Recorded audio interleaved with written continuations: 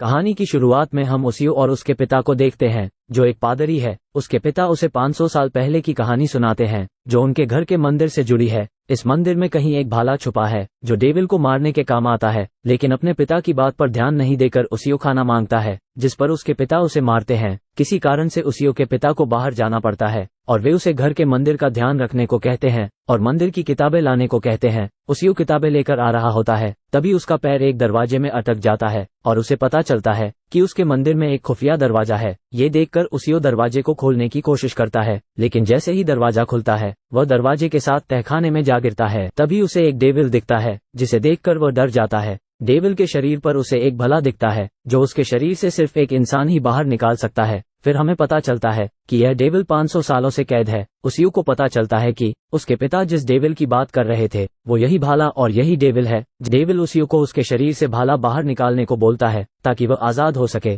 तब उसियो उससे पूछता है कि जब मैं भाला बाहर निकाल लूंगा तब तुम क्या करोगे? तब डेविल कहता है कि मैं सबसे पहले तुम्हें खा लूंगा और इस पूरी पृथ्वी को नर्क बना दूंगा और सबको खा जाऊंगा। ये सुनते ही उसियो भाले को लात मारकर और अंदर घुसाने लगता है और उस डेविल को वापस दरवाजे में बंद कर देता है। दूसरे दिन उसियो अपने दोस्तों के साथ स्कूल जा रहा होता है। तब उसे याद आता है कि वो नोटबुक लाना भूल गया है। उसियो पूरे दिन डेविल के बारे में सोचता है और बाद में हमें पता चलता है कि उसियो की बॉडी काफी मजबूत है। उसियो घर जाने के बाद भी डेविल के बारे में ही सोच रहा होता है। तभी नाकामुरा और इनोए उसियो के घर आते हैं अपनी नोटबुक लेने के लिए। उसी टाइम उसियो को उनके शरीर के चारों तरफ कुछ छोटे से क्रीचर दिखाई देने लगते हैं, लेकिन उन दोनों लड़कियों को क्रीचर दिखाई नहीं दे रहे होते हैं। इसीलिए उसियो दौड़कर डेविल के पास जाता है और उससे पूछता है कि ये छोटे छोटे क्रीचर कौन है। तब डेविल हंसते हुए कहता है, पिछले 500 सालों से इस कमरे में मेरी एनर्जी कैद थी, लेकिन जैसे ही तुमने गेट खोला, मेरी एनर्जी इस कमरे से बाहर निकल गई है। ये छोटे क्रीचर मेरी एनर्जी पर जिंदा रहने वाले जीव है, जो मेरी एनर्जी का पीछा करते हुए यहाँ तक आ गए हैं।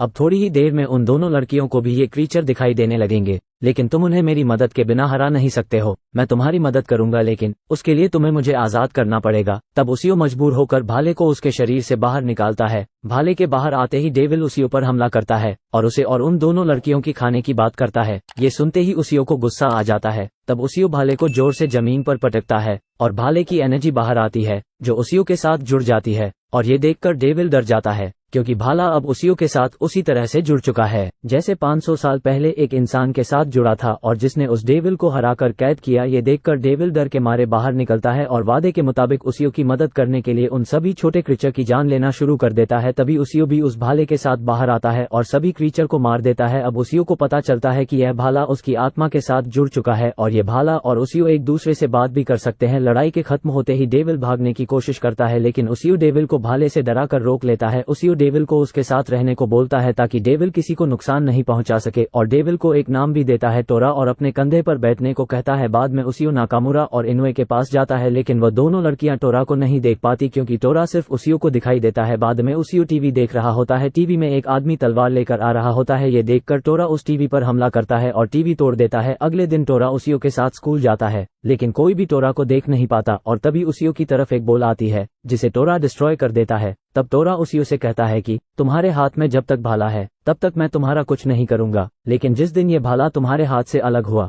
उस दिन मैं तुम्हें मार डालूंगा। और यह सुनकर ओसिया भी उसे कहता है कि वह भी टोरा को एक दिन मार डालेगा। तभी इनोए और नाकामुरा कल हुई घटना के बारे में पूछते हैं। थोड़ी देर बाद दोनों लड़कियां दूसरी लड़कियों के साथ मिलकर स्कूल की ही एक दूसरी बिल्डिंग में जाती है, जहां पर उन्हें एक पत्थर का स्टैचू दिखाई देता है। जैसे ही नाकामुरा स्टैचू पास जाती है, स्टैचू की आंखों में रोशनी देखकर डर जाती है, पर सभी लोग इस बात पर ध्यान नहीं देकर वहां पड़ी किताबों को लेकर बाहर निकलने लगते हैं। तभी उस बिल्डिंग में अजीब सी एनर्जी आने लगती है। दूसरी तरफ उसियो और टोरा क्लास में बैठे होते हैं। तभी उसियो को भले के अंदर से आवाज सुनाई देने लगती है और स्कूल की बिल्डिंग के पास एक बड़ा सा धमाका होता है। ये देखकर उसियो बिल्डिंग के बाहर जाता है। तभी वह देखता है कि एक स्टूडेंट धीरे धीरे पत्थर में बदल रहा है। तभी टोरा बताता है कि यह एक स्टोन डेविल का काम है। ये सुनकर उसियो अपने दोस्तों की मदद करने के लिए उस बिल्डिंग की तरफ भागता है। कुछ ही देर में पुलिस भी आ जाती है और पूरे शहर के अंदर 5 स्टूडेंट्स के गायब होने की खबर फैल जाती है और सभी को लगता है कि किसी ने उन्हें किडनैप कर लिया है। लेकिन उसियो पता चल जाता है कि यह किसी किडनैपर का काम नहीं है और वह टोरा से बोलता है कि मुझे सब कुछ सच सच बताओ, लेकिन टोरा उसकी मदद करने से साफ इनकार कर देता है और दोनों आपस में ही लड़ने लगते हैं। लेकिन उसियो के पास भला होने के कारण वह जीत जाता है।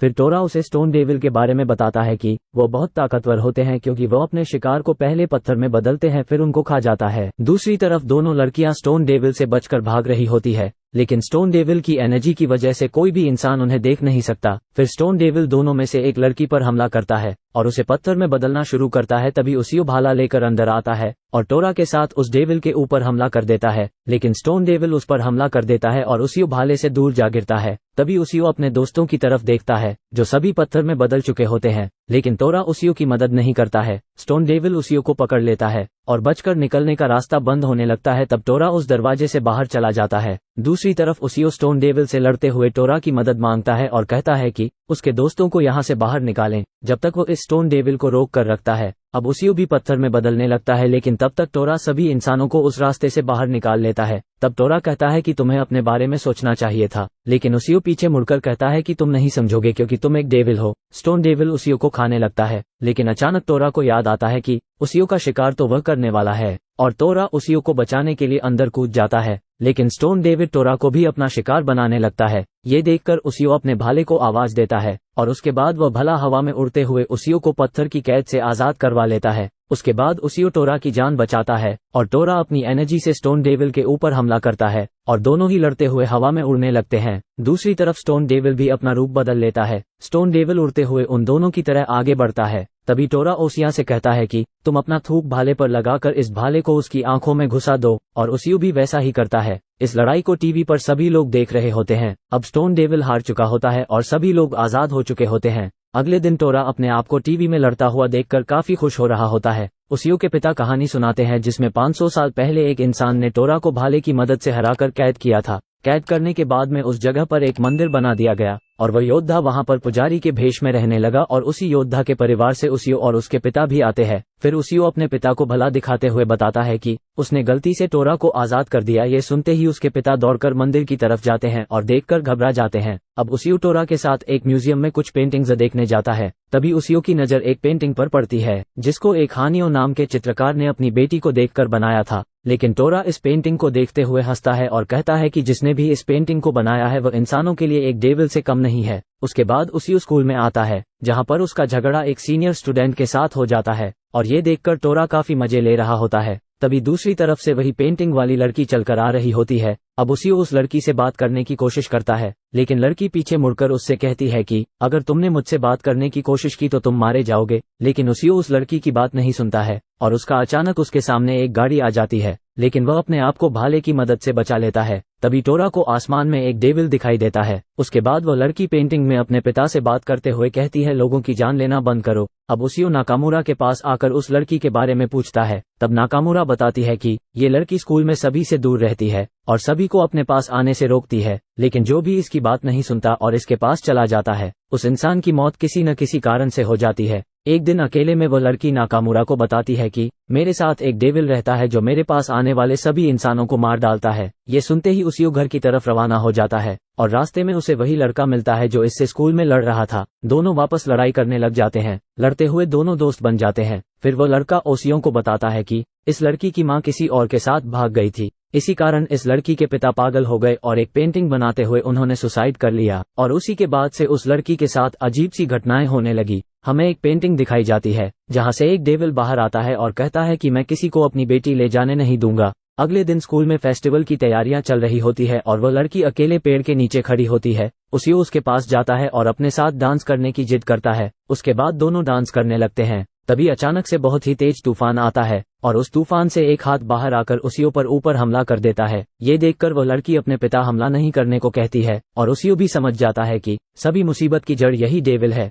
डेविल उसियो पर हमला करने लगता है। तब टोरा आ जाता है और उस डेविल के साथ लड़ने लगता है और वह डेविल वहां से भाग जाता है। स्कूल के कुछ लोग रेको पर शक करने लगते हैं कि ये सब उसी की वजह से हो रहा है और ये देखकर रेन को सुसाइड करने चली जाती है। ये देखकर उसियो अपना भाला फेंकता है और उस लड़की की जान बचा लेता है। दूसरी तरफ उस लड़की के पिता भी अपनी बेटी की जान बचाने के लिए आ जाते हैं और उसे दूसरों के साथ देखकर गुस्सा करते हैं। तब वह लड़की दोनों लड़कों को कहती है कि वो उसका हाथ छोड़ दे, लेकिन दोनों लड़के मना कर देते हैं और उसे ऊपर खींच लेते हैं। इस बात से डेविल और ज्यादा गुस्सा हो जाता है और उन दोनों के ऊपर हमला कर देता है। ये देखकर उसियो अपने भाले के साथ उस डेविल पर हमला करता है, लेकिन उसका उस पर कोई असर नहीं होता और तब टोरा कहता है कि इस डेविल को मारने के लिए तुम्हें इस पेंटिंग को बर्बाद करना होगा। लेकिन तभी वह डेविल उसियो को पकड़कर अपने साथ पेंटिंग के अंदर ले जाने की कोशिश करता है और टोरा देखकर हंसने लगता है, लेकिन उसियो मदद नहीं मांगता और ये देखकर टोरा काफी गुस्सा होता है क्योंकि उसियो का शिकार सिर्फ वही करना चाहता था। और यह बोलकर वो उसियो को पकड़कर उस पेंटिंग से बाहर निकालता है। पेंटिंग से बाहर आते ही उसियो भाले से उस पेंटिंग को मारने के लिए जाता है, लेकिन वह लड़की अपने पिता को बचाने के लिए बीच में आ जाती है। तभी टोरा बताता है कि इस भाले से सिर्फ डेविल्स को मारा जा सकता है, इसका इंसानों पर कोई असर नहीं होता। और उसके बाद उस डेविल की पेंटिंग नष्ट हो जाती है और वह डेविल भी मर जाता है। अब अंत में हमें उस डेविल का इंसानी रूप दिखाया जाता है जो अपनी बेटी को खुशी खुशी जिंदगी जीने को कहता है और उसकी आत्मा मुक्त हो जाती है। अब वह पेंटिंग पहले से काफी सुंदर और अच्छी दिखने लगती है, लेकिन दूसरी तरफ उसियो और टोरा दोनों आपस में लड़ रहे होते हैं। इसके बाद उसियो दोनों को बाय कहकर वहां से चला जाता है और यहाँ पर हमारे वीडियो का अंत होता है। अगर आप अगला पार्ट देखना चाहते हैं तो पार्ट 2 के लिए कमेंट करें और हमारे चैनल को सब्सक्राइब करें और बेल आइकन के ऑल पर क्लिक करें ताकि न्यू वीडियो अपलोड होते ही आपको नोटिफिकेशन आ जाए।